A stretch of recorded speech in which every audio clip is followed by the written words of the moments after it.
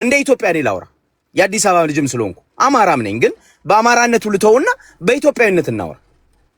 አዲስ አበባ ህዝብ የደረሰ ሶሳይቲ እኔ ኢትዮጵያዊ አይደለሁም ብሎ ኢትዮጵያዊነትን የሚጠየፍ አማራ ፈልጋታ በባትሪ ፈልጋታ ታገኝ።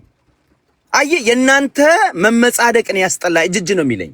ስለዚህ ምንድነው እያልኩ ያለሁት እናንተም ከወያኔ ያልተማራችሁ አብዲሳ ይኸውልህ ብልጽግናም ከወያኔ ያልተማረ የትግራይን ህዝብ እያጠፋ የአማራን ህዝብ እያጠፋ ወለጋ ላይ የኦሮሞን ህዝብ እያጠፋ እርስ በርስ እያባላ ዘረኝነትን ቴንኪዩ ታፕ አድርጉ ዘረኝነትን እያስፋፋ ኢትዮጵያ ውስጥ ሰላም እንዳይኖር እያደረገ ከትናንቱ ሳይማር የቀጠለ ስርዓት ነው ያለው እና ወይ እናንተ እርስ በራስ የመወነጃጀል አይ ዶንት ኖ ምን አይነት የሞራል ግራውንድ እንዳላችሁ አላውቅም። ገብቷል። ኢሳያስን እጁን ስም አስገብተ ሀገር ላይ ጦር አዘምተ ህዝብ አስደፈረ ምናምን። ዛሬ ደግሞ ኢሳያስ ከሻቢያ ጋር ፋኖ ሊቆም ነው ከሻቢያ ጋር ወያኔ ሊቆም ነው ማለትስ ትችላለህ ወይ ነው? አሁን እኔ ወደ ተነሳውበት ፖይንት ልመለስ።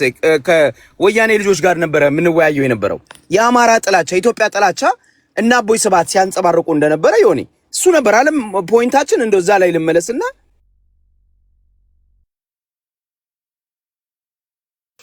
አዎ ብሮዬ አዎ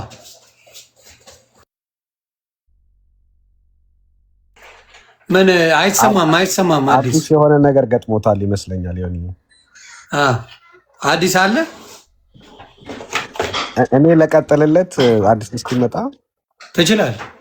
ታንክ ዩ። አይ አብዲሳ ጥሩ ነበር ያነሳው አዲስ እኔ አብዲሳ ጥሩ ነው ስለ ህዋት የሰጠው አስተያየት። ነገር ግን አሁን ያለው የኦሮሞ አይ መጣው እኔ ሁለት ደቂቃ ልውሰድና አማራ ዛሬ ያዳምጣለሁ ወይ ልጨርስ ይሄን ቪዲዮ ላሳይ። ታንክ ዩ ዮኒ እንደምትል እርግጠኛ ነበርኩ። አብዲሳ ነው አይደለም አይ ስለጀመርኩ ነው። አንድ ቪዲዮ ላሳየው እኔ ይሄን ቪዲዮ ላሳይ ነው እኔ እንትን ያልኩት።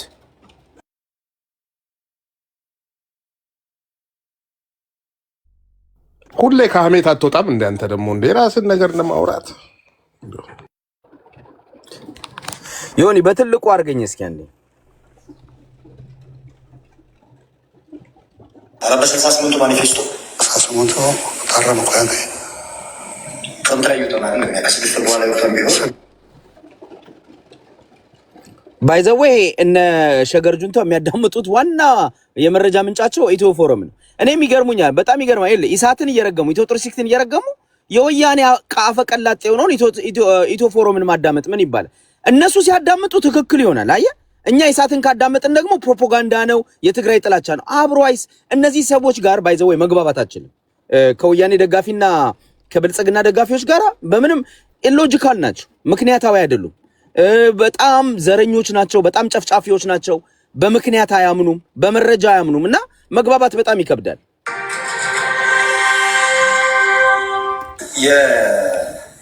ስለዚህ የእናንተ አንዱ የትግል ማቀንቀኛ ጉዳይ ሆኖ የአማራ ገዢ መደብ መዋጋት አልቀረበም ማለት ነው በህወሓት እያሉ መጀመሪያ በትናንሽ ወረቀቶች ብዙ ወረቀቶች ነበር የሚጻፉ። በ68 ማኒፌስቶ 68 ታረመ ቆያኔ ኮንትራክት ይተናል ነው ያከስልሽ በኋላ ይወጣም ቢሆን 6 ወር አማራ ገዢ መደብ ነው ብላችሁ ነው የተዋጋችሁት የተታገላችሁ ሲለው ነው በ68 ነበረ ለ6 ወር የቆየ ነው ከዛ በኋላ አስወግደናል ይላል።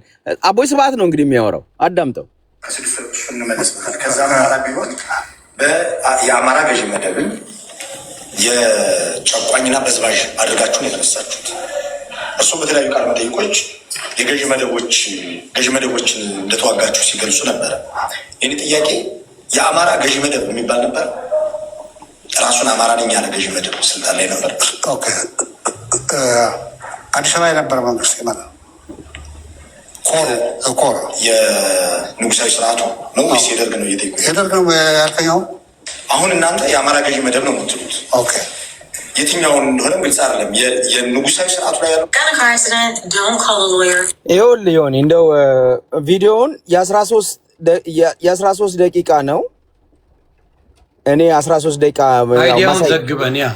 ዋና ፖይንቱ ምን መሰለ በ1968 እናንተ ወደ ጫካ ስትወጡ ኦሬዲ በ67 ደርግ ስልጣን ይዘዋል። እናንተ ደግሞ የአማራ ገዢ መደብ ብላችሁ ነው ጫካ የገባችሁ። መጀመሪያ አማራ ልንታገል ነው ብላችሁ ነው ጫካ የገባችሁት እና ከዛ በኋላ ደግሞ የአማራ ገዢ መደብ ብላችሁ ቀይራችኋል። ግን ደርግ እኮ የፊውዳል ስርዓቱን ኦልሬዲ ገርስሶታል። ይኸውልህ ገብቷል። የፊውዳል ስርዓቱ የአማራም ከነበረ ቢግኑዝ የአማራ የሚባል የለም። የፊውዳል ስርዓት ነው የነበረው። የፊውዳል ስርዓት ደግሞ ኦሮሞዎች አሉበት፣ ትግሬዎች አሉበት፣ የደቡብ ሰዎች አሉበት። የመሬት ከበርቴዎች ናቸው አይደል? የከበርቴ ስርዓት ነበር የነበረው። የከበርቴው ስርዓት ከተገረሰሰ በኋላ ወዲያው በአንድ አመት ውስጥ ለውጥ መጥቶ ኢትዮጵያ ውስጥ ማይንጁ ይኸውልህ የስርዓት ለውጥ መጥቶ ደርግ ስልጣን ይዞ እናንተ አማራን ልንታገል ነው ብላችሁ ጫካ ገባችሁ አለው እና የአማራ ገዢ መደብ ነበር ወይ? እንደገና ደግሞ ደርግም ራሱ ፊውዳሉን አሸንፎ አይደል ገርስሶት አይደል እንደ ወደ ስልጣን የመጣው? ምንድነው መታገያችሁ ብሎ ነው የሚጠይቀው አቦይ ስብሃትን። ምንድነው አቦይ ስብሃት መልሱ? አዲስ አበባ የነበረው ኮሩ ማን ነበረ? አማራ ነበረ። አየህ ጨቋይ ማን ነበረ? አማራ ነበረ። ስለዚህ ነው ቅድም ያሳየው ቪዲዮ ምንድነው የሚለው? ሄርማን ኮን አማራው ወደ ስልጣን መምጣት የለበትም፣ ወደ ሀብት መምጣት የለበትም፣ መሬት መግዛት የለበትም፣ አማራው ጨቋኝ ነው መበደል አለበት ብለው ፖሊሲ አውጥተው እና አቦይ ስብሃት ወደ አዲስ አበባ እንደመጡና ከ1983 ጀምሮ ኢምፕሊመንት እንዳደረጉ ባይዘዌ ማን ብሏል መሰለ? ደብረጽዮን አብይ አህመድ የኛ ልጅ ነው ብሏል። ባይዘው ይሄን ያለው መቼ መሰለ? ዮኒ የዛሬ ዓመት ምናምን ነው። ምን እንዳለ ታውቃለህ? አብይ አህመድ የኛ ልጅ ነው፣ እኛ ነው ወልደን ያሳደግነው። እውነቱ ደግሞ እሱ ነው። ትክክል ነው። ኦነግ የወያኔ ልጅ ነው። ኦነግ እንኳን አባት ሊሆን ይችላል ወይም ወንድም ሊሆን ይችላል። ኦፒዲዮ የወያኔ ልጅ ነው። በአዴን የወያኔ ልጅ ነው። ኢህአዲግ ውስጥ የነበሩ የዘር ድርጅቶች በአጠቃላይ ኢትዮጵያን የሚጠሉ ጸረ ኢትዮጵያ ድርጅቶች አማራን ሲጠሉ የነበሩ ሲገሉ የነበሩ በሙሉ የወያኔ ልጆች ናቸው። ትክክል ነው። ስለዚህ አብይ ዛሬ መጥቶ ስልጣን አግኝቶ የአማራ ህዝብ ላይ ያደረሰው በደል የትግራይ ህዝብ ላይ ያደረሰው በደል ወያኔ ያመጣው ነው የኔ መከራከሪያ ፖይንት ወያኔ ያመጣው ሲስተም ነው። አብይም በዛ ሲስተም ነው ያደገው። ሌላ ነገር እኮ አይደለም፣ ከየትም አልመጣም። አብይን ጦጦ አጥብቶ ያሳደገው መለስ ዜናዊ ነው፣ አቦይ ስብሃት ነው። ገብቷ ገዱን ያሳደገው አቦይ ስብሃት ነው። በአዴንን የፈጠረው አቦይ ስብሃት ነው። ኦህዴድን የፈጠረው አቦይ ስብሃት ነው። እነዚህን ድርጅቶች ግን ለአማራ ጥቅም ብለው አይደለም የፈጠሯቸው። ዮኒ ታውቃለህ? እነዚህ ድርጅቶች የተፈጠሩት ምንድን ነው? እነሱ የኢትዮጵያን ኢኮኖሚ ካፕቸርድ ለማድረግ የኢትዮጵያን ፖለቲካ ካፕቸርድ ለማድረግ አማራውን ባሪያ ለማድረግ ተላላኪ ያስቀምጡለት፣ ኦሮሞን ባሪያ ለማድረግ ኦፒዶ የሚባል ተላላኪ ያስቀምጡለት። ያ ተላላኪ ግን ውስጡን ሰራና ወንበራቸውን ዘረጠጠው። የአብይ ተላላኪነት ወይንም የኦፒዶ ተላላኪነት ሆኖ አልቀረም። ጎረመሰ፣ አደገ፣ ልብ አወጣና ወያኔን እግሩን ቆረጠ። ያኛው ደግሞ የአማራው ደግሞ ተላላኪ ሆኖ በዛው አመሉ እንደገና ደግሞ ለአዲሱ ለመጣው ደግሞ ለኦህዴድ እንደገና ተላላኪ ሆነ። የኢትዮጵያ ታሪክ ይሄ ነው። የኢትዮጵያ ፖለቲካ ይሄ ነው፣ ሌላ ነገር የለውም። እና ኢትዮጵያ ውስጥ መዓት ያመጡብን በተለይኛ ለከተማ ልጆች እንደ ወያኔ ምንጠላው የለም። በተለይኛ ለአማራ ልጆች እንደ ወያኔና እንደ አብይ አህመድ ምንጠላው የለም። እምንጠላው ዘራቸውን አይደለም። እምንጠላው ያሰርፈሩትን ፖሊሲ ነው። እምንጠላው በሀገራችን ሰርተን እንዳንበላ ስላደረጉን ነው። የአዲስ አበባ ልጅ እኮ ተሰዶ የወጣው እኮ ውጭ አሜሪካ ምናምን እኮ አምሮት ባልጅ እኮ እኛ እኮ ሀገራችን ላይ እኮ ፎቅ ማን ነው የፎቅ ባለቤት አለ እንዴ? ሆኔ ያ ሁሉ ፎቅ እኮ የኔ እናንተ ነው እንዴ? አይደለም እኮ። ለምንድን ነው እኛ ተወልደን አድገን እንደዛ ሰነፍ ስለሆንን እኮ አይደለም እኮ። ሲስተሙ ስላገለለን እኮ ነው። ገብቷል? ይሄ ነው አማራው ከዛ ከሀገሩ የተሰደደው ገበሬ እንዳይሆን መሬት እንዳይኖረው ከየክልሉ የሚገደለው ለምንድን ነው? ሲስተሙ ስላገለለን ነው። እና ይሄ ሁሉ በደር የደረሰብን በቲፒኤልኤፍ ነው። አሁንም የቀጠለው ደግሞ በአብይ አህመድ ተመሳሳይ ስርዓት ነው። እምንጠላችሁ ስርዓቱን እንጂ የመጣችሁበትን ብሔር አይደለም። ቴንክ ዩ። አይ በቃኝ ነው። አመሰግናለሁ። ሌላ ቀን መጣል እና እኔ ኦሮሞነታችሁን አይደለም እምጠላው ትግሬነታችሁን እምጠላው አስተሳሰባችሁን ነው። ኢምፕሊመንት ያደርጋችሁትን አማራና ኢትዮጵያዊነትን ለማጥፋት የሄዳችሁበትን ዘረኛ ፖሊሲያችሁን ነው የምጠላው፣ ሁለታችሁንም፣ ሌላ አይደለም። አመሰግናለሁ። ራሱን ይዞ ራሱን ያድናል። ከማንም ቂም የለበትም። የገደለውን ግን ይገላል። የሚገለውን ነው የሚገድል። ከዛ ውጭ ግን ከማንም ጋር ቂም የለበትም። ፍትህና ፍርድ ይፈልጋል። ያንን ነው የሚፈልግ። ከማንም ብሔር ብሔረሰብ ጋር ጥላቻ የለበትም። ሌሎቻችሁ ራሳችሁን በቃ ኦልሬዲ ስፔሲፊክ ሁሉም አካል የራሱን ይዞ መጥቷልኝ። አማራ ፋኖም የራሱን ይዞ ይመጣል። እስካሁን ድረስ የምታዩት ትግልም እየመጣ ያለው የፋኖ ትግልም ይህንን ነው። ታንክ ዩ ዌልካም ብሮዬ። ብሌን ማሞ ሰላም ብያለሁ። የአንቺ ተራ ነው። አንቺ ሀሳብሽን ግለጪ ባለው ነገር ላይ ብሌን አለሽ? እሺ ዋና አማራ ሰላም ብያለሁ። እኔ ነኝ መሰለኝ ይሁን አማራ ዛሬ አማራ ዛሬ መሰለኝ አይደለ? ሰላም እሺ ይሁንለት። ማን ነው የሚቀድመው? እኔ ነኝ ወዳጄ። ተረጋጋ። ኦኬ አማራ ዛሬ ነው። ከዛ እኔማ እድሌን አሳልፌ እየሰጠሁ ነው። ይሁን ችግር የለውም እሱ ያወራል። እሺ እድልን አልሰጠኝ። እኔ ነኝ ወዳጄ። እሺ አይ አቀማመጡ ራሱ ምን ሆነ መሰለ ዋስ አቀማመጡ ራሱ ይናገራል ማን እንደሚቀድም ምናምን። ለዛ ብዬ ነው። እሺ ሆነሽ ይጓሄድ ከ49 ላይ ራስ ስጋ። እሺ ታንኪዩ ዮኒ አመስግናለሁ። ታንኪዩ። ያልታደለ ማህበረሰብ ነው። ከታሪክ ከመጣንበት መንገድ አንማርም።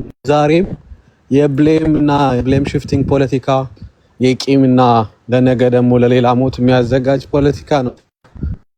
ኤቭሪዌር ሲሄድ ህዝብ ላይ የደረሰ በደል ካድም አልፈልግም፣ በግልጽ መነገር አለበት። ነገር ግን 1 ሚሊዮን ተገድያለሁ ብሎ የሚቀርብ ሪቶሪክ በማስረጃ ባይዘው 1 ሚሊዮን ሰው ለመቅበር አዲስ አበባን የሚያህል ከተማ ነው የሚያስፈልገው። በነገራችን ላይ በሳተላይት በምንም መለኪያዎች በሙሉ ይታያል፣ ቪዚብል ነው የሚሆነው።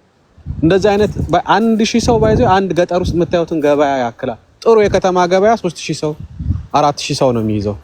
በጣም ብዙ ነው 1 ሚሊዮን ሰው። 1 ሚሊዮን ሰው ለመግደል የሚያስፈልገው ጊዜ፣ የሚያስፈልገው ኢኩመንት፣ የሚያስፈልገው ኃይል ራሱ እንትን ነውና እንደው እንዲሸጥ ራሱ በትክክል በደሉ በትክክል እንዲነገር ስፔሲፊካሊ ጥሩ ቁጥር ይዞ መምጣት ያስፈልጋል። ይሄ 1 ሚሊዮን መሆኑ ምናምን የአንድ ሰው ህይወት ቫልዩ አደርጋለሁ። የበደሉን ማግኒቲዩድ ለመጨመር ተብሎ ግን ኢቭን በደሉን የሚያዳፍን ፖለቲካ ሲሰራ ስለምሰማ ነው። እና ይሄ ደግሞ በጤነኛውም አይደለም። ለሚቀጥለው ከዚህ በፊት እስከ ዛሬ ድረስ የተደረገው በደል አንሱ የትግራይ ህዝብ ለሚቀጥለው ጦርነት እንዲዘጋጅ፣ ለሚቀጥለው ደምለታ፣ ለሚቀጥለው በቀል እንግዲህ በቀል የሚመለስበት የኦሮሞ ህዝብ ከሆነ አብይት ለሚመራው ወይ እንደተለመደው የአማራ ህዝብ ከሆነ ወይም ሌላ ኤርትራ ህዝብ ከሆነ ለዛ እንዲዘጋጅ የሚዘጋጅ ናሬሽን ነው። አሁን ይሄ ልክ ትውልዱን እንትን አድርገህ ለማጋጨት እንዲጠቅምህ ማለት ነው። ፊውል ማድረጊያ ዘዴ ነው እና ህወሓት ይዞን የመጣው መንገድ ምንድነው ብሎ የትግራይ ህዝብ እንደገና መመርመር አለበት። ያለፈው በከራ ያለፈው በደል በነገራችን ላይ ከጨፈጨፈም ይሄን ሰራዊት ያዘጋጀው የሰራው ህወሓት ነው። የመከላከያ ሰራዊቱን የሰራው ማለት ነው። አገዛዙን ህወሓት ነበር የሰራው። አሁን ሻቢያ ጨፍጭፎናልም ከሆነ ከሻቢያ ጋር የሚሰራው ይታወቃል። እና አማራ ዛሬ ንፋስ አለበት ቦታው በጣም ንፋስ አለ። ይቀንሳል ንፋሱ አሁን እሱ ነው ንፋስ ያለበት። አዎ አይ እየገባው ነው። እና ምንድነው እኔ መናገር የምፈልገው ለምን ራስን ወደ ማየት ወደ ሶስተኛ ወገን ከምን ጠቁም ለምን ራሳችን ወደ ማየት አንመጣም? ህወሓት የሰጠ ሊደርሺፕ ምን ይመስላል? መሰረት የነበሩ ልዩነቶች በሰላም ፈታታይ ነበር። ጦርነት መግባት ነበረበት ወይ? ህወሓት ለትግራይ ህዝብ ምንድነው ይዞለት የመጣ ፕራክቲካሊ ላለፉት 40 ዓመታት ምንድነው ብሎ የማይገመግም ወጣት እኔ እንዴት ጤነኛ ሊሆን ይችላልኝና የሸገሩ እንደገና ፖዚሽንህን እንድታየው ነው የፈለኩ። ተገንጣይ ነው ኢትዮጵያ በድላኛለች የሚል ኃይል ነው የህወሓት ኃይል። በስልጣን እስከቆየው ድረስ ቆያለሁ፣ ከስልጣን ሲወርድ ልገንጠል ብሎ ነው እንቅስቃሴ የጀመረው። ወደ ውጊያ ነው የተገባው። ለመገንጠል የተደረገ እንቅስቃሴ ነው። የሰሜኑ ጦርነት ዝም ብሎ የተደረገ ጦርነት አይደለም። ደብረ ብርሃን እስከተመለሱ ድረስ ስለ 1 ሚሊዮን ሰው ስለ 10 ሰው አውርቶ የሚያውቅ ሰው የለም። ከደብረ ብርሃን መልስ ወይም ከሽፈቱ በኋላ ነው ተበደልን ተገደልን የሚለው የመጣና ይሄም ፕሮጀክቱ እንደማይቆም የሚያሳይ ነው። ገና ሌላ ትልቅ ሰርክል ጦርነት እንዳለ የሚያስተምር ነገር ነው እያየን ያለ ነውና አሁንም ይሄ መከረኛ የትግራይ ህዝብ ወደ ሌላ ጦርነት እንዲገባ ተንደርድሮ እንዲገባ እየተደረገ ነውና እዛ ላይ ብትሰሩ ጥሩ ነው። ወንድም ህዝቦቻችሁንም አሁንም በመክሰስ አትድከሙ። ስርዓት ነው ያጠፋ፣ ህዝብ አያጠፋም። እናንተንም እንደ ትግራይ ህዝብ የሚከሰሰው የለም። ሌላውን ህዝብ እንደ ህዝብ እየከሰሳችሁ ግን ሌላ ቂም ባታስቀምጡለት ጥሩ ነው ባይ ነኝ እኔ። አብይ አህመድ ጠላት ነው፣ ኦፍ ኮርስ ጠላት ነው። ሁላችንም እየታገል ነው ያለ ነው ኃይል ነው። የሌሎች ሀገሮች ኢንተረስቶች በኢትዮጵያ አለ፣ ኦፍ ኮርስ አለ። ህወሓት ሲያቦካር ኖረው ሶማሌ ገብቷል። ሻቢያ እያለ በስልጣን በባድመ ገብቶ ያደረገውን ታውቃላችሁ። ሲወጡ እቃ ብቻ መዝረፍ ሳይሆን ህንፃ በድማሚት ያፈነዱ እንደነበረ ታውቃላችሁ። ህወሓት በስማችሁ ህወሓት ይሄን አድርጓል። ሱዳን ውስጥ ገብቷል። ህወሓት ሱዳንን ከሁለት ከፍሏል። ይሄ እኮ የተለመደ ይሄን ስል የኢትዮጵያ ህዝብም በጎረቤት ሀገራት እየገባ ይጨፍጨፍ ይገደል እያልከው አይደለም።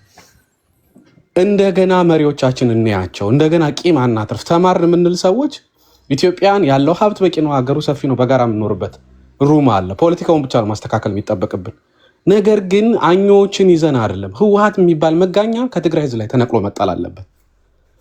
ብአዴን የሚባል መጋኛ ከአማራ ህዝብ ላይ፣ ኦፒዲዮ የሚባል መጋኛ ከኦሮሞ ህዝብ ላይ፣ ሌሎችም አምባገነኖች ተነቅለው መጣል አለባቸውና እውነተኛ ወንድማማችነት ያለው ሀገር መንግስት እንዲመጣ ነው መስራት ያለብን እንጂ አሁንም የጎጤ ሰው ትክክል ነው፣ አሁንም ህወሓት የሚባል ሄሮ አለ ምናምን የምትለኝ ከሆነ ህወሓት ለፍትህ ነው የምፈልገው። እኔ ጠላት ነው ህወሓትን ብዬ ስመጣ አንተ በመንገዴ ካለህ አንተንም ጨምሬ ነው የምመጣ። ይሄ በቃ ሀቅ ነው።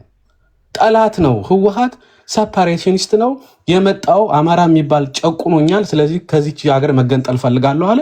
እድሜ ለሲአይኤ በአጋጣሚ ስልጣን ያዘ። የሚጠላትን ሀገር ያስተዳደረ ለ30 ለ40 ዓመት መንግስት ቢሆን ህወሓት ነው። ይሄኛውም አሁን በስልጣን ያለውም ተገንጣይ ነው።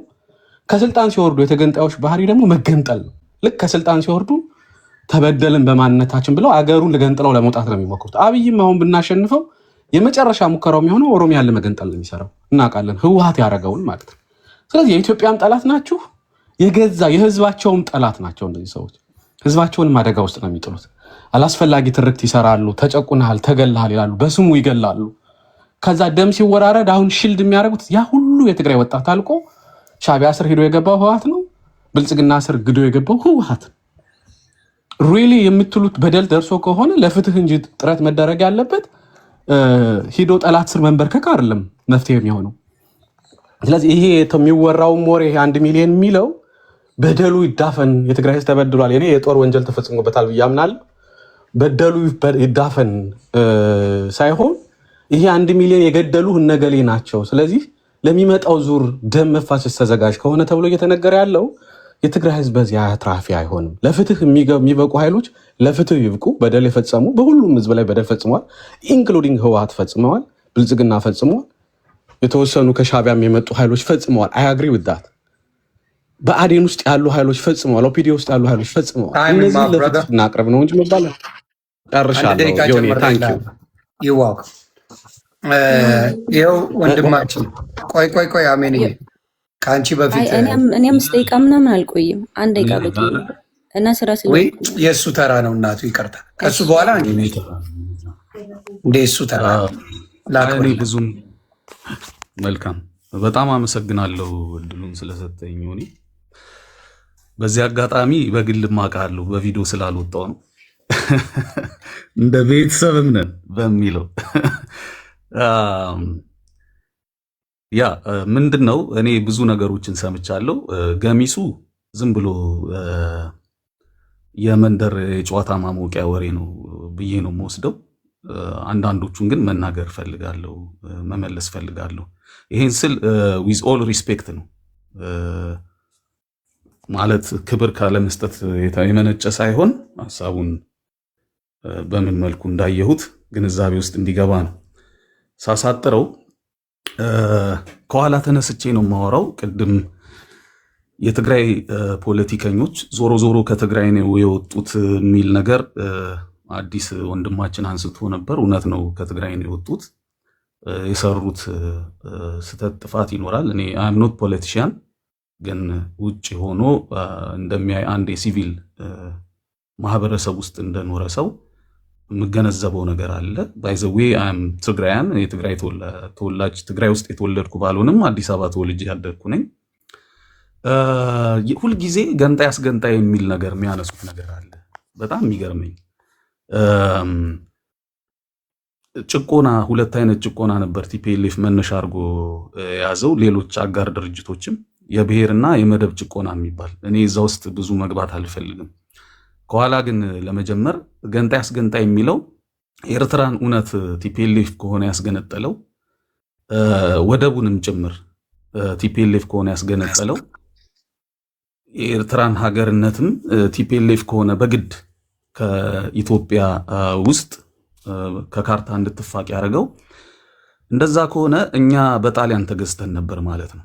ዝም ብዬ ተራ ምሳሌ ነው የምሰጠው፣ ተራ ነገር ነው እያወራሁ ያለሁት። አሁን ጣሊያን ኢትዮጵያን ገዝታ ነበር ማለት ነው።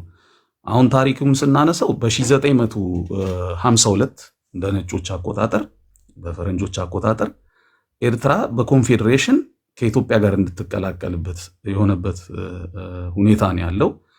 ከ1952 እስከ 1962 ዓ.ም ድረስ ነው በኮንፌዴሬሽን ኮንፌዴሬትድ ሆና በፌዴሬሽን ከኢትዮጵያ ጋር የነበረችው።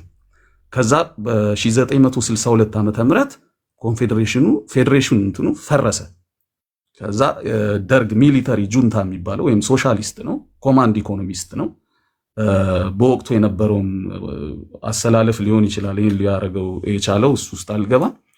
በኃይል ኤርትራ እንድትቀላቀል ተደረገ። ከዛ ኤርትራዎች እንደ አማራጭ ያደረጉት ተገፍተናል የሚል ነው። አሁን ወደኋላ ልመለስ ነው። ድጋሚ እንዴት ነው የተገፉት ብላችሁ ካነሳችሁልኝ በ1888 ዓ.ም የአድዋ ጦርነት ሲደረግ በአፄ ሚኒሊክ ጊዜ ይሄ it has nothing to do with አምሃራ people አንዳንድ ሰዎች ከአማራ ጋር እያገናኙ ሌላ ፖለቲካ ሴራ ሊሰሩ ይፈልጋሉ። ግን እኔ የኛ ነው ታሪኩ ካላችሁ ውሰዱት። እኔ እየተናገርኩ ግን ያለሁት የነበረውን የፖለቲካል ምህዳር ነው። አፄ ሚኒሊክ በ1988 የአድዋ ጦርነት ሲጀምር 88-89 ዓመተ ምህረት ከባህረ ነጋሽ ገዢ የነበረውን ዮኒ ታይም አለ አይደል? በታይም ነው ታይም አለ ገና ከመጀመሪያ ነው። አይ ታይም ብዙ ሄዳል። ታይም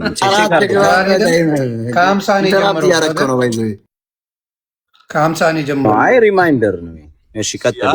ምን ታለ ምን ይጨምርልሃለሁ? ጃላ አዲስ ወደና ይቁረጠው ከ1888 እስከ 1889 ባለው ታይም ፔሪድ ታይም ላይ በዛን ሰዓት የአድዋ ጦርነት ነው የነበረው እና አፄ ሚኒሊክ በይፋ የተናገረው ነገር ነበር። ምንድነው አፄ ሚኒሊክ በይፋ ያደረገው ነገር? ከባህረ ነጋሽ ገዢ የነበረው ራስ አሉላ አባ ነጋ እንግዳ ከአስመራ የባህረ ነጋሽ ገዢ የነበረውን ከመረብ ምላሽ እንጂ ከመረብ ወዲያ ሰራዊቴን አላስገባም አይመለከተኝም ብሎ መለሰ። which means ኤርትራን ሸጠ። ኤርትራን የሸጠው is the only two states from Eritrea he forgotten, not only forgotten but he ignored. But when he realized in 1900 በ1900 አካለ ጉዛይና ሰራዬ የሚባሉ ሁለት ስቴቶች ይቀሩት ነበር። ከአጋሜ ገንጥሎ በ1 ሚሊዮን ሊሬ ሸጣቸው አፄ ሚኒሊክ። ከዛ በፊት ሙሉ ኤርትራን ነበር የሸጠው። ተረት ብለህ ማጀነን ተረት ነው ስታወራ ነበር አባቴ። እኛ ተቀብለን እኮ አለ ተረት ማለት ነው። ነው ዮኒ ማስረጃ ጠይቀው። በዓመተ ምህረት ነው እኮ እየጠቀሰ ያወራል። በዓመተ ምህረት ስለጠቀስክ መረጃ አለ ማለት ነው ወይ? በተረት ሞግቷል። ኢንተራፕት ያደርጋችሁ መረጃ አቀበለው። ዲስፕሌይ እኛ እኮ ጸጥ ብለን አዳመጥናችሁ። ዮናስ እነሱ እሺ ዋስ ላልከው ነገር በሚቀጥለው ማስረጃ ታቀርባለህ። ኢንተራፕት ስላደረጋችሁት 1 ደቂቃ አለው። እንደዚህ አይነት ኮንቨርሴሽን ላይ ባይዘው እኔ መቅረብም አልፈልግም። ወሬም አፒታይት አይደለም። ግን ከወሬ የለውም ፍሬ የሚል ብሂል አለ። ከነገር አለው ቁም ነገር ይባላል። እኔ ንግግሮችን ነው እያወራ ያለሁት። ታሪክ ስናወራ ቤዝድ ኦን ፋክት ነው። ይሄ በመሰረታዊነት የተቀመጠ ታሪክ ነው። ታሪክ በሁለት ይከፈላል። የመጀመሪያው ሪትን ነው፣ ዶክመንትድ ነው። ሁለተኛው ደግሞ ኦራል ትራዲሽን ነው፣ የሚነገር ነው፣ በንግርት የሚመጣ ነው። ማንኛውም የትግራይ ተወላጅ ሪትን ዶክመንትድ ማቅረብ ይችላል። ኢንስክሪፕትድ የሆኑ ኢንስክሪፕሽን ከርቭስ ራይቲንግስ ኦፍ ኦን ሃርድ ማቴሪያል ሰርፌስ ሰች አስ ስቶን ኤንድ ሜታል በድንጋይ ላይ የተቀረጹና በብረታ ብረቶች ላይ የተቀረጹ በጽሁፍ በሙሉ ማስረጃ ያሉ ከ99% በላይ ያለማጋነን ታሪኮች ትግራይ ላይ ነው ያሉት። በተረት ተረት እኔ የአባቴን ወይ የአያቴን ጉልበት ተደግፌ የሰማሁት ወሬ አይደለም እያወራ ያለሁት። በጽሁፍ የተደገፈ እነ ባህሩ ዘውዴ የጻፉት እነ ፕሮፌሰር ታደሰ ታምራት የጻፉት። ታደሰ ታምራት ትግራዋይ አይደለም። ባህሩ ዘውዴ ትግራዋይ አይደለም። እነ ሪቻርድ ፓንክረስት የጻፉትን ሂድና አንብብ። እኔን አትጠይቀኝ። አንተን ላስተምርህ አልመጣሁም። እኔ ፋክቱን ልናገር ነው የመጣሁት። ስለዚህ አሁን በአጭሩ በ1900 በ1 ሚሊዮን ሊሬ ሸጠ። በመሸጥ እና በማሻሻጥ አገር በመካድ የሚስተካከል የለም። ከትግራይ ማለት እኔ ሚኒሊክ ይሄን ሰርቷል። ይሄን ብሮ ያላየኝም መሰለኝ። ዮኒ ከአሁን በኋላ ግን የሚገባ ሰው ካለ አስወርድ ማለት እንደሌላው ቤት አካሄዳለ ኢንተርኔት ተራራ ሌላ አይገባም። ከዚህ በላይ አልፈልግም። በዛ የኔ ተራ ነው። ኢንተራፕት ዮኒ አውርደው የሚያወራ ሰው ካለ 6 ሚኒት 5 ሚኒት ነው ጨርሶ። ለምን አንተ ኢንተራፕት ታደርጋለህ? ጃል እየሰማን ነበር። እኛ ሰዓቱን ጨርሶ አንድ አልከፈትንም እስካሁን። እኛ ይሄ ልጅ ብዙ ጊዜ በዚህ ስለ ንቡና እንኳን ማንቀስ መብት ነው ወንድሜ። አንተ ሰዓትን ጨርሰሃል። በቃ ዮኒ አመሰግናለሁ። እሺ ቻው። በቃ ዮኒ ይሄ ልጅ ያለው አወራለሁ በውስጥ። እሺ ብሮዬ አሜንዬ አጭር ጥያቄ አላት። ጁንታውን ለመጠየቅ ብላ ነው። አይ ዶንት ኖ ስጣትና ደቂቃ ለሱ 1-2 ደቂቃ ከዛ የኔን ሰዓት። እሺ ያንተ ሰዓት የሸገሩ ቅድም ስታወራ ማለት ነው የኢትዮጵያ መከላከያ እዛ ሄዶ ኤርትራውያን ጋር ሲዋጋ የትግራይ ግን ማንም ጋር አልተዋጋም ላለው እኔ ራያ ልጅ ነኝ። ራያ ላይ ነበርኩ። እንደናንተ በስልክ ሳይሆን ቁጭ ብዬ ባይኔ አይቻለሁ ማለት ነው። የትግራይ ጁንታ ከእናቶቻችን ልጆቻቸውን የሚደብቁበት አጥተው ማለት ነው ኦነግን ይዞ ሸኔ ይዞ መጥቶ ራያ ላይ እኮ ነው ሲያስፈራራ የነበረው። ሸኔ እኮ ኢትዮጵያዊ ነው። ራያ ላይ እኮ ነው ሸኔ ኢትዮጵያዊ ነው። እንደዛም ከሆነ ሸኔ ኢትዮጵያዊ ነው። ኤርትራዊ ከሲሆን አላየንም። የሌላ ሀገር ዜጋ አይደለም። አንድ ደቂቃ ሀሳቧን ትግለጽና ተዋት ታውራ እስኪ ነው እኔ የመለስኩላት ሸኔ ኢትዮጵያዊ ነው። አንተ ማንም ሰው አልገባም እዛ ጋር የትግራይ ህዝብ ራሱን አሁን ግን አልገባም ለጥቆ ነው ኢትዮጵያ እኮ ነው የገባው ማለት ነው። ተጨርስ እንዴ ምን ነው ተንቀለቀልኩላችሁ? ተጨርስ ነው ተረባረባችሁ እናንተ ራሱ እኔ ላይ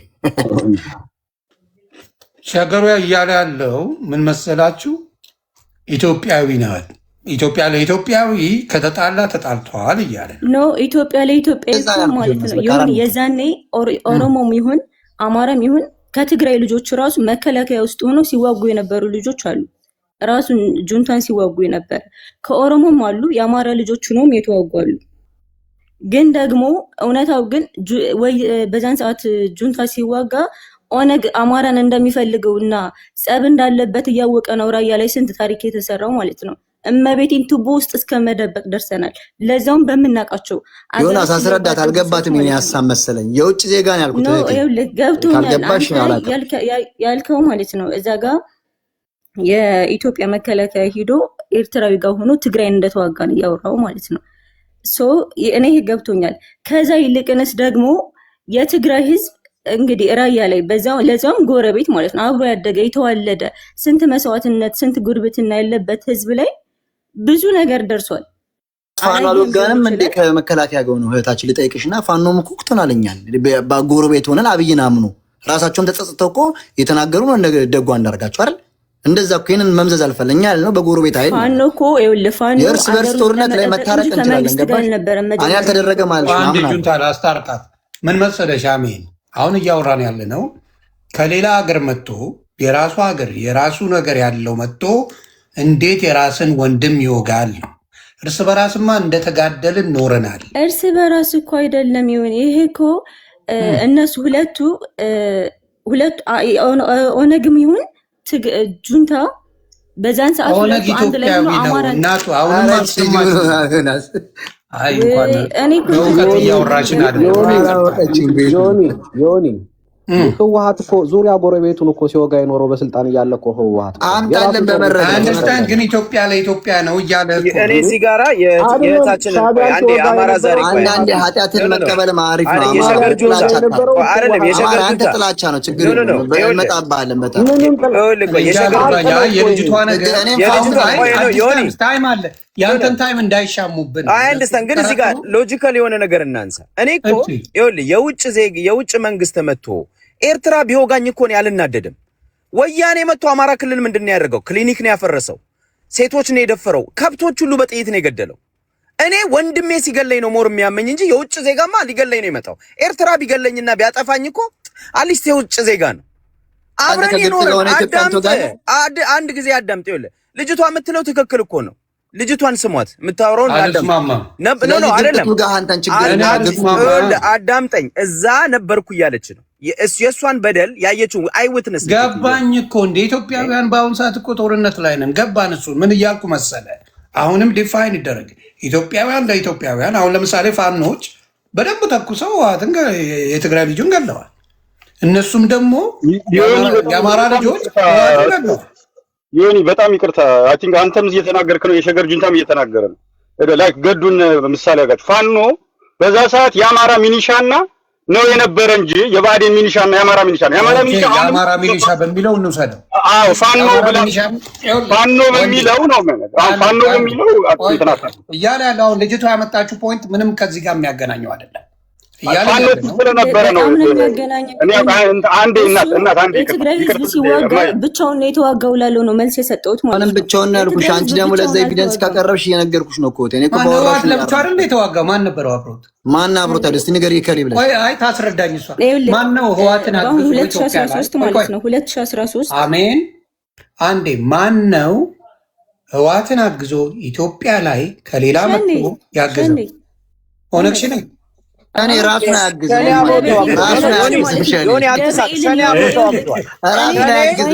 ሸኔ አብረው ሰርተዋል፣ ተዋግተዋል። እውነቷን እና ለምን ደብረ ብርሃን ልንገባ ስንል እንትን ላይ አግኝተህ ነው አላገዘም። በቃ ያ በዓላማ ተጣላችሁ እንጂ ኧረ ተበላህ የማይመስል ነገር ዮኒ ላስቸግር 30 ሰከንድ ስጠኝ። አንዴ የሆነ ክሊር ላድርግ ፕሊዝ። በሰዓት ክሊር ታደርጋለሁ እንዴ? የኔ ሰዓት ያ ችግር ስለፈነ ስለተናገራችሁ ነው። ዮኒ አንተ ነው ችግር የለውም። እሺ አዲስ ታይም 30 ሰከንድ እግዚአብሔርነት 30 ሰከንድ ማንም አይጨርስም ብሮ አዲስ ታይም ኧረ የላውራችሁ ምን ችግር አለው? ቆይ አንዴ ወንዴ አንተ ክሊር የምታደርገውን እኔ ማድረግ ችግር የለም። አንዴ ማለት ነው ይልቅስ ልጅቷን ተጫነ። ይኸውልህ ወንድዬ አንድ ጊዜ ሸገር አንድ ጊዜ ለምን በሰዓት ማውራት ትችላለህ? ወንድዬ ወዲያ ዝም ያረ በሰዓት ዲባንክ ማድረግ ትችላለህ። ቆይ ልጅቷን እንደውም አፈናት። እኔ እንደውም በቂሽ ነው ታችን የሰጠንሽ ሰዓት 2 ሰከንድ 2 ደቂቃ ብላ ሙሉውን ተቆጣጠረችው። ኦኬ ይሄ ደግሞ ልክ አይደለም። ጥያቄና ማብራራት አይገናኝም። ሰው ያለችው ጥያቄ ልጠይቅ ነው። ጥያቄ ጠይቀው ጥያቄ 5 ደቂቃ አይፈጅም። አሜን። በአንድ ደቂቃ ጥያቄውን ክሊር አድርገሽ እስኪ በአንድ ደቂቃ ሀሳብሽን ግለጭ። በ2 ደቂቃ ዝም እንበል እኮ። እሺ ብቻችንን የተዋጋ ነው ያለው አይደለ? ለምን የዛኔ ኦነግ ገብቶ ራያ ላይ አይተናል ባይናችን፣ እመቤቴን ባይናችን አይተናል። እዛ ጋር ቁጭ ብላችሁ ፖለቲካ እንደምታወሩት አይደለም። ብዙ ነገርም ደርሶብናል። ሴት ሁነን ነፍሰ ጡር ሁነን እስከ መመታትም ደርሰናል። በሰው አይደለም በራሳችን ማለት ነው።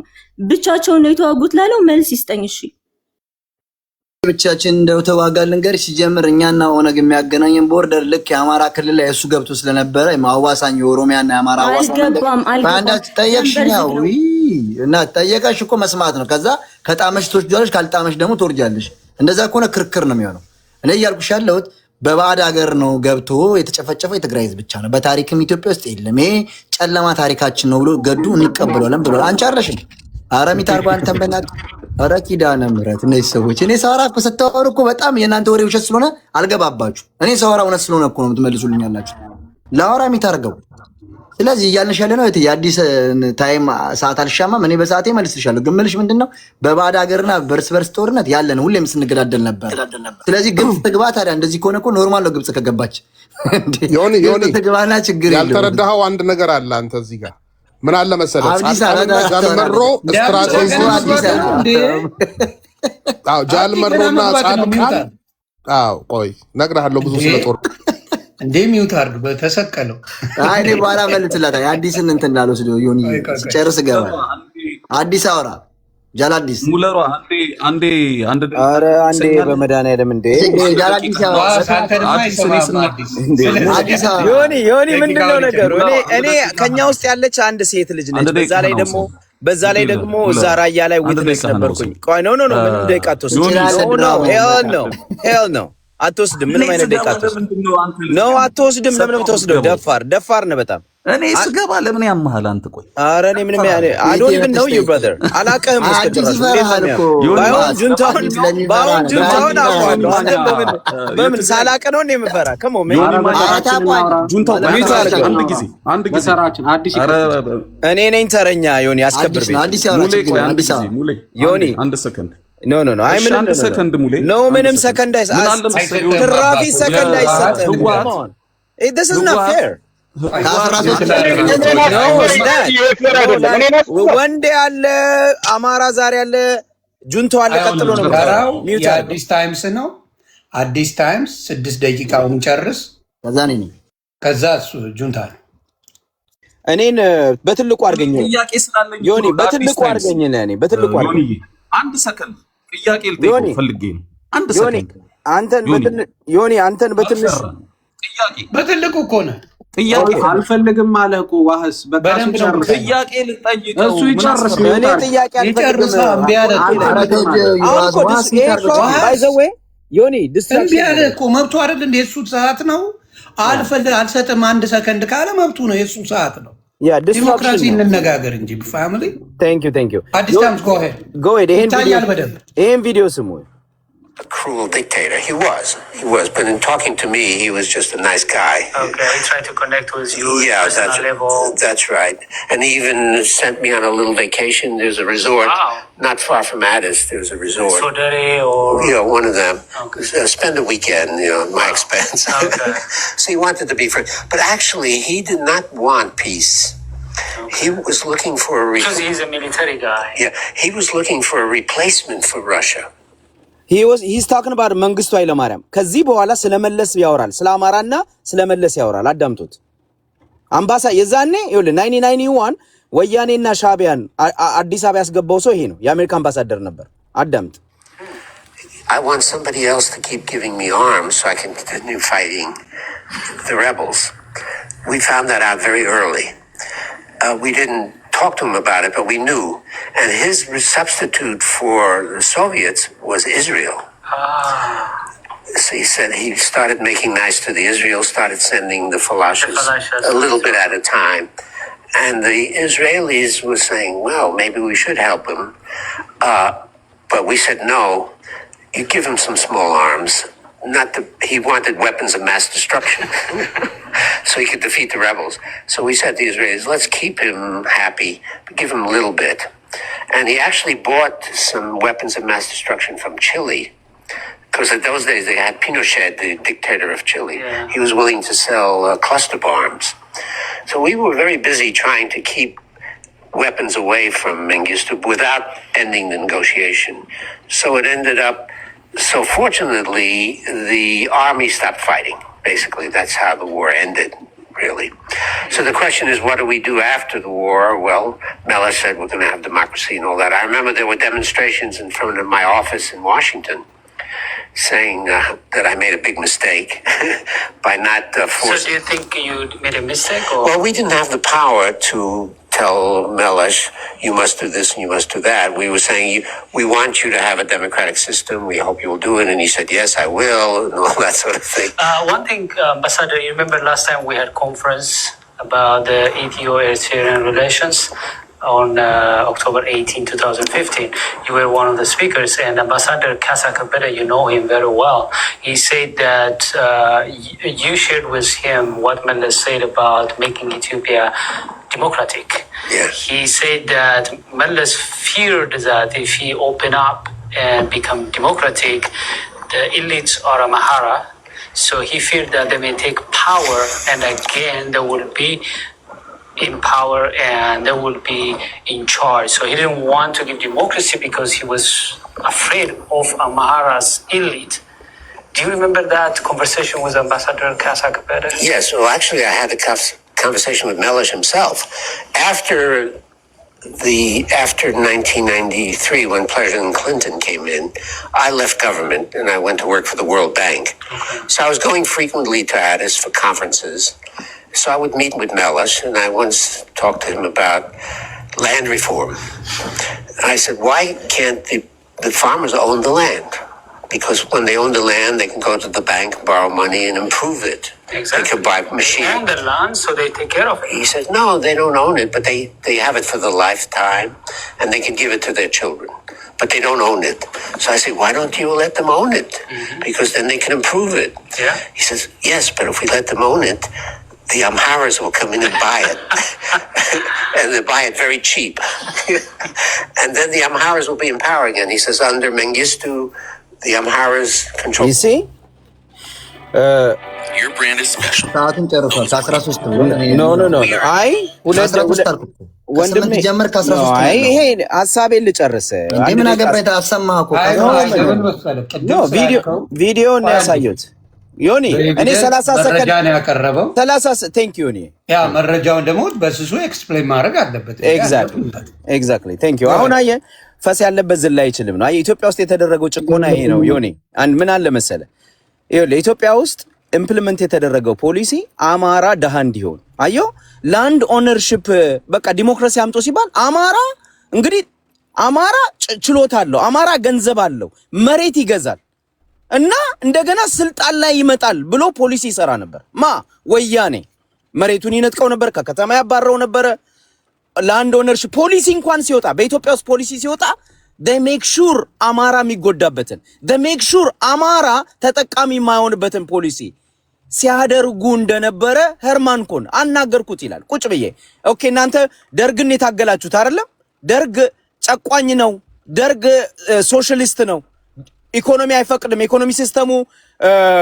ትክክል አይደለም እናንተ አሁን ሊበራላይዝ ታደርጉታላችሁ ዲሞክራሲ ታመጣላችሁ ብለን ሳናግረው አለ አንፈቅድም አሁን ለምን አማራው ስልጣን ላይ ይመጣል ለምን አማራው መሬት ገዝቶ ወደ ስራ ይገባል ሀብታም ይሆናል ስለዚህ ኢትዮጵያው ሲደረግ የነበረው አማራን የመጉዳት ኢትዮጵያን የመጥላት ብሔሮችን የመከፋፈል የዘረኝነት ፖሊሲ አንዱ ማሳያ ራሱ ሄርማን ኮን ኢህአዲግን ወያኔን ወደ ስልጣን ያመጣው ሄርማን ኮን ነው ምስክርነቱ ይኸውልህ ሌላ አበሻ ምናምን አለ መሰከረው ይሁን ይሄ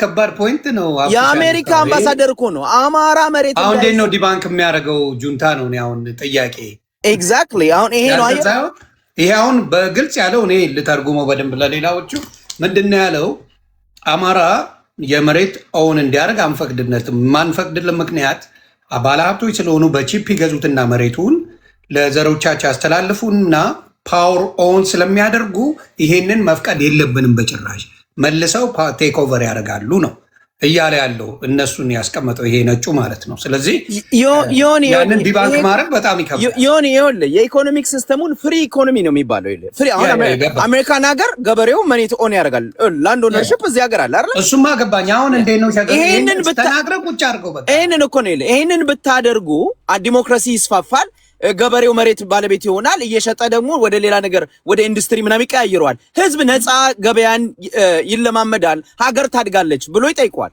ሲለው ኖ ያንንም አሁን ከፈቀድን አማራው ኢምፓወር ይሆናል በቃ this is my point አማራው በኢኮኖሚ ኢምፓወር ይሆናል ፖለቲካ ውስጥ ይገባል ስለዚህ አማራ መሆን ያለበት ደሃ ነው ያ ሁሉ ማይንጁ የትግራይ ህዝብ 5 ሚሊዮን ነው የአማራ ህዝብ 40 እና 50 ሚሊዮን ህዝብ ደሃ መሆን አለበት የአማራን 50 እና 60 ሚሊዮን ህዝብ ደሃ ለማድረግ ፖሊሲ ቀርጽ የነበረ ወያኔ የአማራ ህዝብም የኢትዮጵያ ህዝብም ጠላት ነው የኦሮሞም ጠላት ነው ባይዘው የትግራይ ህዝብ እያልኩ አይደለም ወያኔ ነው እያልኩ ያለው ወያኔ እኛን የአዲስ አበባ ልጆች ምን እንዳደረገን ገባናውን እኮ ቴንክ ዩ በቃ this is my ነገር ጁንታ ምንድነው አሁን ይሄ እንደምታደርገው ፈጣሪ ዳርዳር ኧረ ችግር የለውም እንደዚህ አይነት ፕሮፓጋንዲስት ልምዳችን ነው ባይዘው እነ ዴር ካርተር የጻፉትን አታመጣም አንተ የነዚህ የሚመቻቹ ለእናንተ የሚመቸውን ቃል የተናገሩትን ወደፊት ታመጣለህ በፖሊሲው አይስማማ እውነት አንተ በምትለው ያል ፓወር ካለው ያሶዬ ለምን አያፈርሳቸውም እሱ ነው ያመጣችሁ ያልካል ነበር እሱ ካመጣችሁ ለምን አያፈርሳቸውም በእንደዚህ አይነት ፖሊሲ ካልተስማማ ይሄ ተራ ፕሮፓጋንዳ ነው የተቆረጠ ቪዲዮ እያመጣ እንደዛ ቲፒኤልኤፍ ያማራ ጥላቻ ቢኖረው ያንተን አንድ ደቂቃ ኦኬ እሺ ስለጨቆኑ ይሄድ አንድ ደቂቃ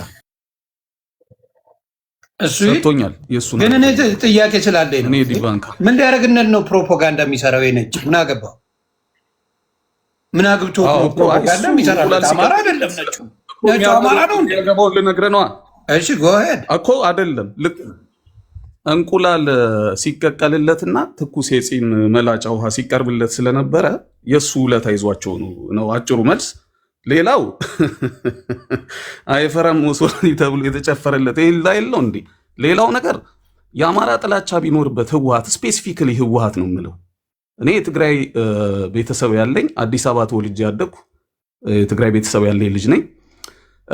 ፖለቲካሊ ብዙም ኮንትሪቢዩት ማድረግ ሰው አይደለሁም፣ ግን የመረዳት አቅም አለኝ። ተምሬያለሁ፣ ማስተርስ አለኝ በኢንጂነሪንግ።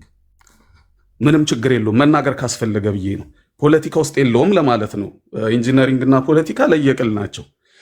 ግን ህወሓት እኔ አልደግፈውም፣ ህወሓትን አልቃወመውምም። በተለይ በዚህ ሰዓት የመጨረሻውም የመጀመሪያውም አማራጬ ከነ ጥፋቱ ትግራይ ውስጥ ካለ ሌጋል መንግስት ጋር መሰለፍ ነው። ይሄንን ስጨርስ ህወሓት በኢትዮጵያውያን በተለይ ደግሞ በአማራ ሲወቀስ ያስቀኛልም ያሳቀቀኛልም። በተለይ ደግሞ አማራን እንዲጎዳ ይሰራል ሲሉ ይገርመኛል በጣም። በ1983 ዓመተ ምህረት ሴንትራል ገቨርንመንቱን ወይም ደግሞ የፌዴራል መንግስቱን አዲስ አበባ ገብቶ ሲያጸና ህወሓት በ1987 ዓመተ ምህረት ደግሞ ህገ መንግስቱ ሲጸድቅ ከፕሬዚደንሻል ወደ ፓርላመንተሪ ሲሆን ታምራት ላይኔ ፕሬዝዳንት ሆኖ ጠቅላይ ሚኒስቴር መለስ ዜናዊ ጠቅላይ ሚኒስቴር ሆኖ ሰነድ ሲቀባበሉ አማራ የተፈጠረው የዛን ጊዜ ነው። በ1987 ዓመተ ምህረት በኢትዮጵያ አቆጣጠር ነው የምልህ። ማይንድ ዩ ህገ መንግስቱ ሲጸድቅ ፎር ዘ ሴክ ኦፍ ኤትኒክ ፌዴራሊዝም አምሃራ ሪጅን ተብሎ ተፈጠረ። መርጅ ተደርጎ ወሎ ክፍለ ሀገር፣ ጎጃም ክፍለ ሀገርና ሸዋ ጠቅላይ ግዛት ክፍለ ሀገር ሲባሉ የነበሩት አማራን ወያኔ ጠቀመ እንጂ አልጎደውም። ኦሮሞ ሀገር ነበር ዮኒ ሚታርገው ደቂቃ ትጨምርልናል። እኔ ነው የሰጠሁት ሚታርገው። እንደገና ከፈለክ ማለት ነው እናንተ የምታምኑት አሳምነው የተናገረው ነው። አማራ በኢህአዴግ እንደተፈጠረ የተናገረውን ነው። ስለዚህ ኢንተራክት አያርጉ ነው። ደቂቃ ጨምረኛ አልገባን። እኔ ብዙ አላወራም ዮኒዬ። በጣም የበሰሉና አንብበው የመጡ ሰዎች ስታመጣ ዩቲዩብ ላይ ልቅምቃሚ ኢሳት ምናምን የጋብዙ አማራ ኢዝ ግሬት ኖት ግሬት የሚል ሰዎች የሚጠይቁትን የሆነ አንድ ነጭ አምጥቶ የሚያመጣን ሰው አታምጣልኝ። አንብቦ የሚመጣ ሰው ግን አምጣ። እኔ አማራን ህዝብ አከብራለሁ። ግሬት ነው ቢባል እኔ ምንም አይጎልብኝም። የኢትዮጵያዊ ነው አማራ። ኦሮሞም ግሬት ነው ቢባል ምንም አይጎልብኝም፣ አይጨምርልኝም። ግን ለእኔ ግን እኔ አሁን በስሱ እንደ ጥያቄ የማነሳው ቢያንሶቹ እንደ ጥያቄ የማነሳው ከይቅርታ ጋር ምንድን ነው ኢትዮ 360 ባይሆን ያንን የጠየቀውና ኒውትራል የሆነ ሰው ቢጠይቀው ባላንስ ያደርጋል። ሰውየው ንግግሩ በተወሰነ መልኩ ደግፈዋል። ነጩ የተናገረው በነገራችን ላይ 360 አባል ነው አይደል የጠየቀው? ሰውየው እኮ ቲፒኤልኤፍ እኮ የቀኝ እጅ የነበረ ሰው እኮ ሰውየው ቢሆንም እኮ ስትወርድ ማን ይሰማል? አባባሌ ሰውየው ሄርማን ኮን ገባኝ። ኢንቴንሽን የለውም በኢትዮጵያ ፖለቲካ። አንተ ይህንን ፖለቲካ ያነሳበትን መንገድ ስለምናውቀው ነው። እኛ ሁለታችን ቆይ ጁንታ አንድ እሱ ነው ዮኒ። እናትህ አንዴ እኔ ልጨርስ በእግዚአብሔር። ኦኬ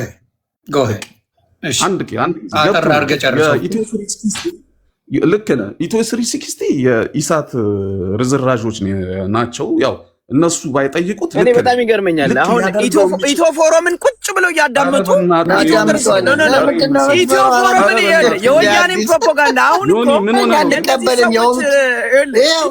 እነዚህ ከትግራይ የመጡትን ሰዎች ሸውዳቸው ኢትዮ ፎረም ነው የሚሰሙት። ኧረ የሚታርገው በለው በእናትህ ከትግራይ የመጡትን ሸውዳቸው፣ እኛን አሸውደንም በደንብ ነው የምናውቃለን። አንድ ጊዜ የሸገሩ አንድ ሰከንድ።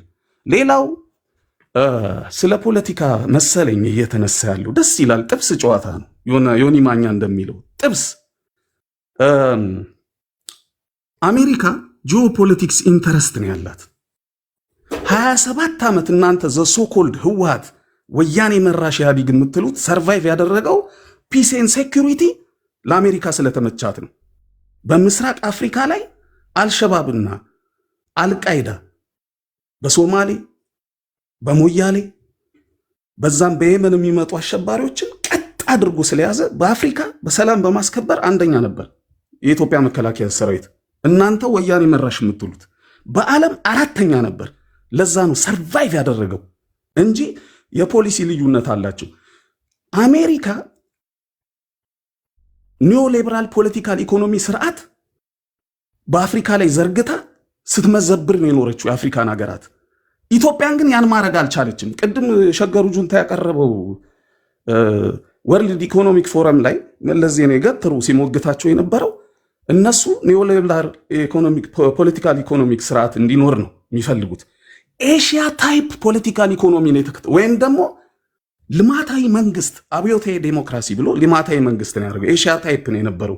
ኢንዱስትሪያል በከተማ የከተማ ግብርና፣ የጥቃቅና አነስተኛ ማክሮ ኢኮኖሚና ማይክሮ ኢኮኖሚና ማክሮ ኢኮኖሚ ከዛ ኢንተርፕራይዝ እንዲሆን የከተማ ማለት ነው። በገጠር ደግሞ አግሪካልቸራል ኢንዱስትሪያል ኢኮኖሚው አግሪካልቸሩ ከትራዲሽናል ወይም ደግሞ ከባክዋርድ አግሪካልቸራል ሲስተም ወደ ዘመናዊ ሲቪላይዝድ በአንድ ደቂቃ ተቀልለዋል እንዲሄድ ነው ያደረገው። አሜሪካዎች ለምንድን ነው ያልተዋጠላቸው? ቴሌኮሙኒኬሽን፣ አቪዬሽን፣ ትልልቅ ግራንድ ፕሮጀክቶችና ኢንፍራስትራክቸሩ በግል ፕራይቬታይዝድ አልሆነም። እነሱ ፕራይቬታይዝድ እንዲሆን ነበር የፈለጉት። ፕራይቬታይዝድ ግን አልሆነም። ለምን? ሙቹዋል የሆነ የሀብት ወይም ደግሞ ሪሶርስ ዲስትሪቢዩሽን እንዲኖር የሀብት ክፍፍል እንዲኖር ስለተፈለገ። ሙስና ነበር ወይ? የመልካም አስተዳደር እጦት ነበር ወይ?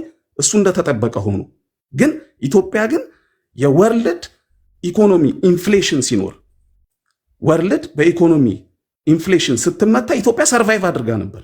ይሄ ዓለም የተነተው እኛ ያመጣ ነው አይደለም። ዮኒ ሁላችንም እንደምናውቀው ዓለም ላይ የተነገረ ነገር ነው። ምንም እንትን ልንለው የምንችለው ነገር አይደለም።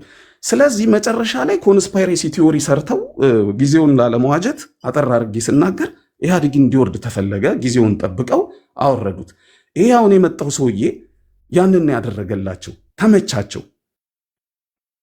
ምዕራባውያንን ቴሌኮሙኒኬሽን፣ አቪዬሽን ሁሉ ነገር ውስጥ እንዲገቡ አደረገ። የአባይ ግድብ ላይም በአደራዳሪነት አሜሪካ ያለቀን ግድብ እንድትገባበት ነው ያደረገው።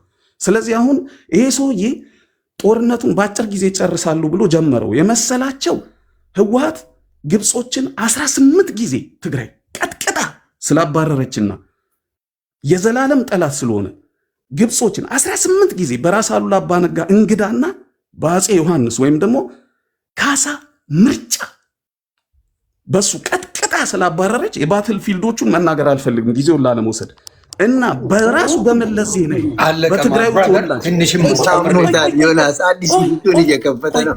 ዓመተ ምህረት ይፈራል አዲስ በራሱ በቃ ሚታርግለት ችግር የለውም። ታይም አልቋል። አባይ በራሱ በመለስ ዜናዊ ደግሞ ታይሙ አሁን የአብዲሳ ነው አይደለ? ታይሙ ዮኒ ሌላው እኮ አንዳንድ ደርሶታል። ፎሎ ባክ መልሽ አባቴ ዮኒ መልሻለሁ። ብሮ ቆየው ሁሉም ደርሶታል። አይለምድም። አንድ ተንፍሳ ወንድ ይደርሳል። ማነው ተረኛ? እኔ ነኝ ያላችሁ ነገር አዲስ ዮናስ በውስጥ ቪዲዮ እየተላከለት ቁራጭ ዮኒ ቀስ ብዬ አወራለሁ። በቃ ያውሩ እስቲ ቀስ ብዬ አወራለሁ። ወንዴ ጎ አሄድ ወንዴ ወይስ አማራ? አማራ ዛሬ ይቀጥላል። እኔ የተወሰነ 2 ደቂቃ ላውራ እንዴ። 2 ደቂቃማ ሆኖ አያውቅም። ሙሉውን ጨርስ። ኦኬ እሺ፣ ጠብቁኝ። ቆይ አንዴ ጃላ አዲስ እውቀት የዱር እንስሳው ነው። አይለምድም። ጎ አሄድ አንዴ እውቀት የዱር እንስሳው ነው። ፕሊዝ ሀብትሽ አክብሮኝ የመጣው እንደኔ ነው። ሁላችሁም ስትናገሩ በሪስፔክት እናደርጋ በሪስፔክት አልቀበል። ዮኒ ያው ለወደፊት እንደዛ ተናግሮ የሚሮጥ ሰው እያስገባ ሀብትዬ እንዳትናገሩብኝ። አይ የቀረው ይቀራል። የድሮ ጓደኛዬ ነው። አልሰማ ጎሄድ ወንድዬ። አሁን ከ26 ነው ከ32 አቆማል። ስለ ድንበር ምናምን እያወሩ ነበር እና አይ ቲንክ ያው ስለ ድንበር አማራ ያን ያለ አሁን በዚህ ሰዓት የሚያወራበት ሰዓት ስላልሆነ ነው ዝም ያልኩ። ግን አይ ቲንክ የሸገሩ ጁንታና የትግራይ ተወላጆችም በተለይ የፋኖ አማራ ምናምን እያላችሁ የምትናገሩትን ነገር ብትተውት ነው የሚሻል። እኔ እኛ አሁን ይሄ አዲስ ትውልድ ነው፣ ኧረ ከትግራይ ጋር አብሮ የተሰለፈ የሌላ ሀገር ሰው የለም አላችሁ። እኔ እነሱ ባይናገሩ እኔ ግን እነግራችኋለሁ።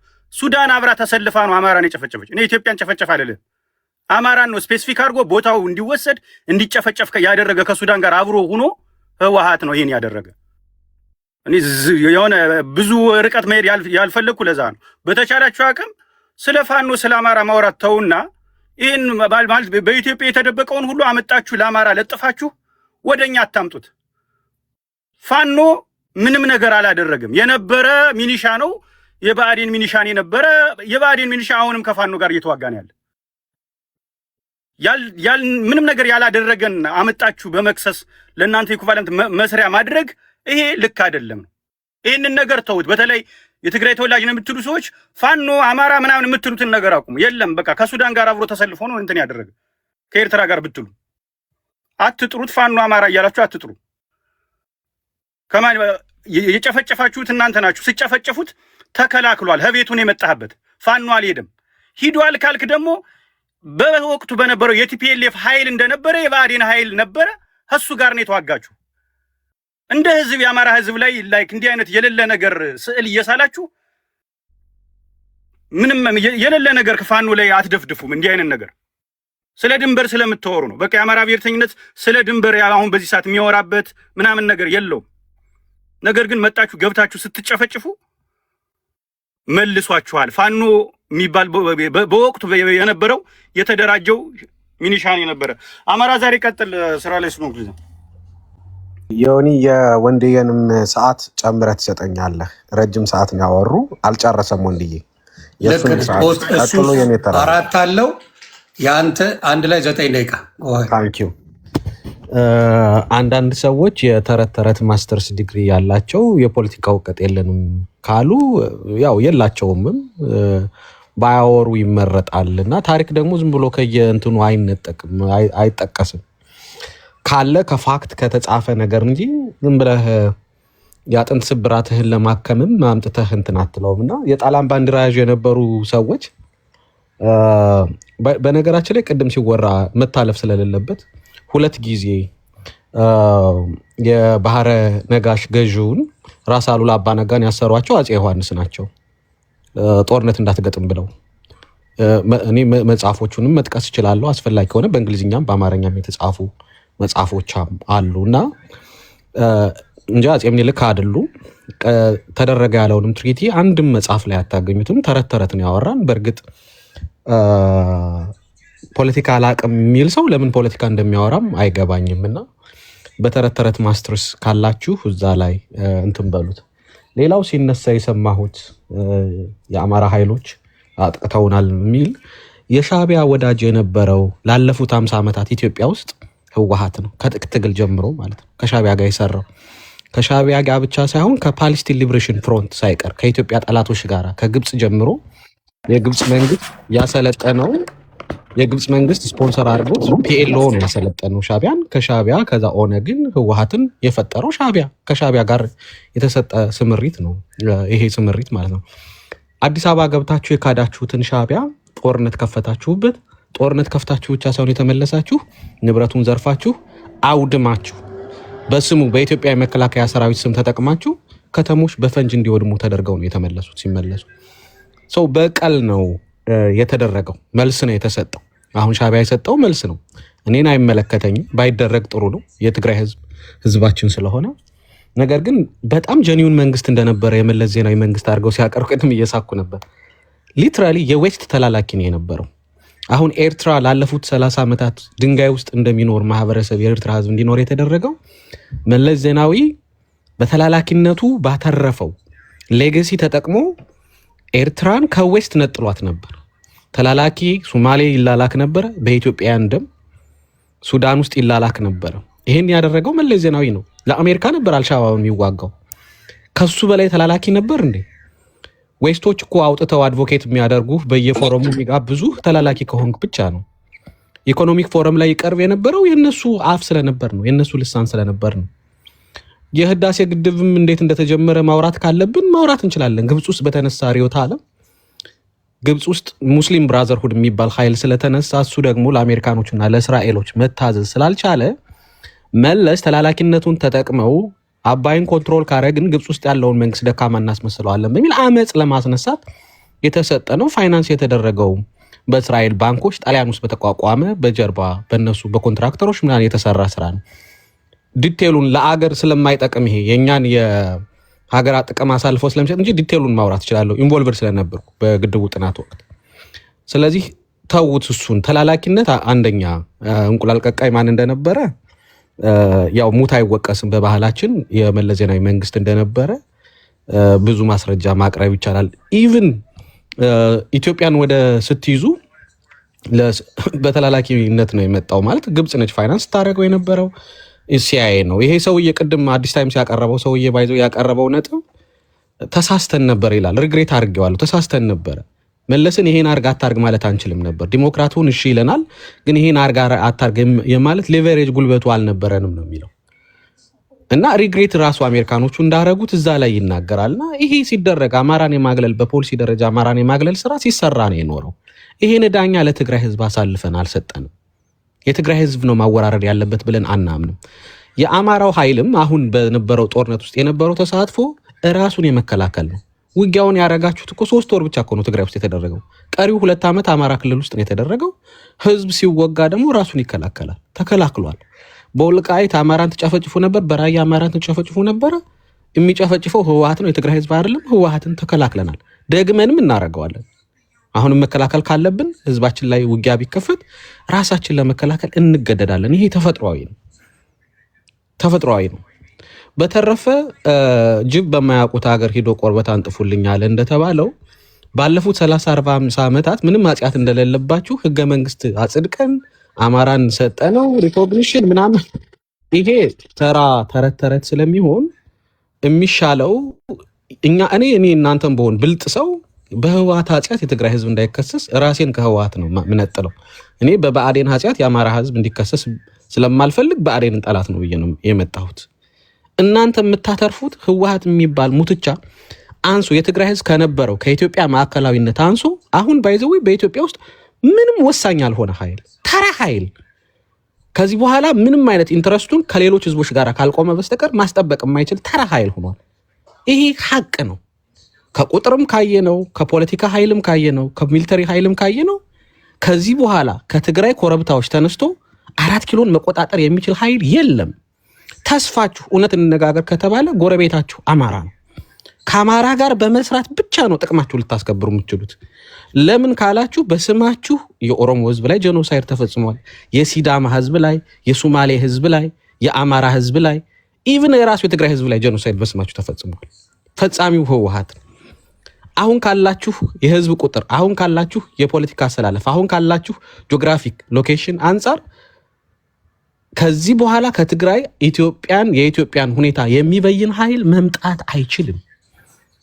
ስለዚህ ለእናንተ የሚቀርበው አስተሳሰብ ወይም ስሜት የማን ስሜት ነው ካልን የአማራው ነው። የታሪክ አንድነታችን፣ የሃይማኖት ቫሊዎቻችን፣ ስነ ልቦናችን አንዲት በደል እኮ አታመጡ። በተረት ተረት የተጀመረ ትግል፣ የመደብ ትግል በተረት ተረት የትግራይ ህዝብ ከአማራ ህዝብ ጋር በታሪክ የሚጋራው ስርዓት ነው ሲገነባ የኖረው በነገስታቱ ዘመን። ስለዚህ አንዳቸውን ሊበድሉ አይችሉም። ተረት ተረት ጽፋችሁ ወንድም ህዝባችሁን ከሳችሁ ለ30-40 ዓመት ስትገሉት ከኖራችሁ በኋላ የፍትህ ጥያቄ ሲያነሳ አሁንም አማራን ገዳይ አድርጎ ለማቅረብ የምታደርጉት መጋጋጥ ከዚህ በኋላ